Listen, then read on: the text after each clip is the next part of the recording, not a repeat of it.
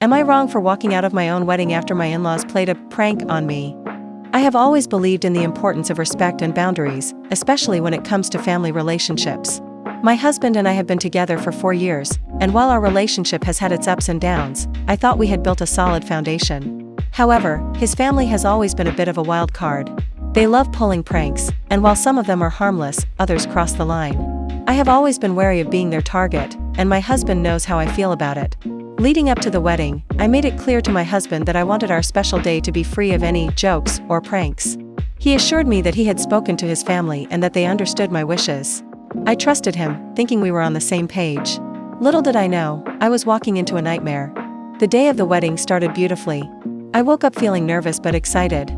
My bridesmaids and I spent the morning getting ready, laughing, and reminiscing. Everything seemed perfect. When it was time for the ceremony, I walked down the aisle, heart pounding, and saw my soon-to-be husband waiting for me with a smile. My nerves melted away as I looked into his eyes, believing that this was the beginning of our happily ever after. After I read my heartfelt vows to him, pouring out my love and commitment, it was his turn. But as he started speaking, my world came crashing down.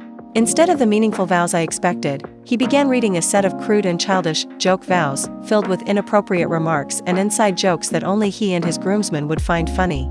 The guests were stunned. I could hear scattered laughter from his side of the aisle, but most people sat in awkward silence. My heart sank as I realized this was not a mistake, he had planned this. I stood there frozen, trying to process what was happening. When he finished his so-called vows with a grin, he looked at me as if expecting me to laugh along. My cheeks burned with embarrassment as I felt the eyes of every guest on me. I wanted to scream, cry, or run, but I forced myself to stay composed until the ceremony was over. As soon as the ceremony ended, I pulled him aside and demanded to know what he was thinking. He shrugged and said he had seen a similar prank online and thought it would be funny. He told me he believed I would laugh and find it entertaining, especially since his family has a fun-loving sense of humor. I was speechless. How could he think it was appropriate to humiliate me on what was supposed to be the happiest day of our lives? His family's reaction only made things worse. His mother brushed it off, saying it was just a joke and that I needed to have a sense of humor if I wanted to fit into their family. His father laughed and said he was proud of his son for pulling off such a hilarious stunt. His siblings and groomsmen chimed in, calling me too uptight and saying I had ruined the fun. I felt completely blindsided and unsupported. Meanwhile, my family was livid. My mom was practically shaking with anger, and my dad had to restrain himself from confronting my husband right then and there. My bridesmaids rallied around me, trying to shield me from the onslaught of comments from his family. I felt humiliated, betrayed, and utterly alone. I decided I could not go through with the reception. I walked out of the venue, leaving my husband and his family stunned. My bridesmaids followed me, and we went back to the hotel where we had been getting ready earlier that day. I broke down in tears, trying to make sense of what had just happened.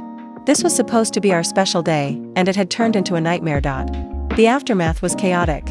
My phone blew up with calls and messages from guests, my in-laws, and my husband. Some people sided with me, saying they could not believe how disrespectful the prank was. Others, mostly his family and their friends, accused me of overreacting and ruining the wedding. My husband showed up at my apartment a few days later with flowers and an apology. He said he did not realize how much the prank would upset me and that he thought I would get the joke. He admitted that his family had encouraged him, but he took full responsibility for going along with it. I told him that his apology was a start, but I needed to understand why he thought it was acceptable to humiliate me in front of everyone. He said he thought it was a way to break the tension and make the day more memorable. I could not believe his reasoning. I asked him if he truly understood how hurtful and disrespectful his actions were. He claimed he did, but I could tell he still thought I had overreacted. As for his family, they continued to defend their actions. His mother called me to say that I was too sensitive and that their family shows love through humor. I told her there is a difference between humor and humiliation, and what they did was not love. She hung up on me, and I have not heard from her since.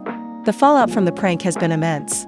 Many of the guests who witnessed the ceremony reached out to express their shock and support. Some even told me they had no idea how to react in the moment and felt secondhand embarrassment for me. My husband and I are currently living apart while I figure out whether our marriage can be salvaged. Trust has been broken, and I am not sure if it can be repaired. His family's refusal to take accountability has only made things worse. They continue to paint me as the villain, claiming that I ruined the wedding by walking out. Meanwhile, my own family has rallied around me, offering their unwavering support. They have encouraged me to take my time and not feel pressured to make any decisions about the future of my marriage. My friends have been a source of comfort as well, reminding me that I deserve to be treated with respect and kindness. As I reflect on what happened, I cannot help but feel a mix of sadness and anger.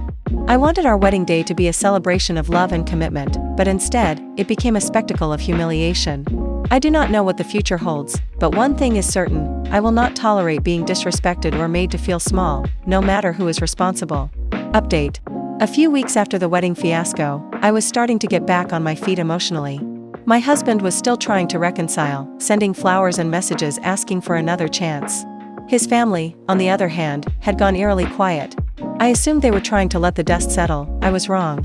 One evening, I came home from work to find chaos in my front yard. My in-laws had decided to pull another prank to lighten the mood and prove they were fun-loving. They had broken onto my property, plastering toilet paper all over the trees, sprinkling glitter in my driveway, and putting a giant inflatable clown on my front lawn. But the worst part? They had painted "Lighten Up" in huge letters across my garage door. I was furious. This was not just childish behavior, it was trespassing and vandalism. I immediately called the police, who arrived quickly and took my statement. My in-laws were still there when the officers arrived, laughing and recording the mess they had made on their phones. When the police informed them they were trespassing, their laughter stopped. My mother-in-law started yelling that I was overreacting again and that it was just a prank. She claimed I was trying to make them look bad and tear the family apart. My father-in-law accused me of being vindictive and said I needed to learn to take a joke. They refused to leave until the police escorted them off the property. The following day, I went to the station and filed charges for trespassing and vandalism. I also hired a cleaning crew to deal with the mess they had left behind. As I stood there watching the crew scrub glitter off my driveway and repaint my garage door, I felt a deep sense of betrayal. How could they think this was acceptable behavior, especially after everything that had already happened? When my husband found out about the charges, he showed up at my house, begging me to drop them. He said his parents were just trying to mend fences in their own way and that I was blowing things out of proportion. I told him that his family's idea of mending fences was toxic and that I would not tolerate being disrespected in my own home. The situation escalated further when my in-laws started a smear campaign against me on social media. They posted videos of their prank, framing it as harmless fun and accusing me of being uptight and vindictive. Their friends and extended family members began harassing me online, sending me hateful messages and calling me names.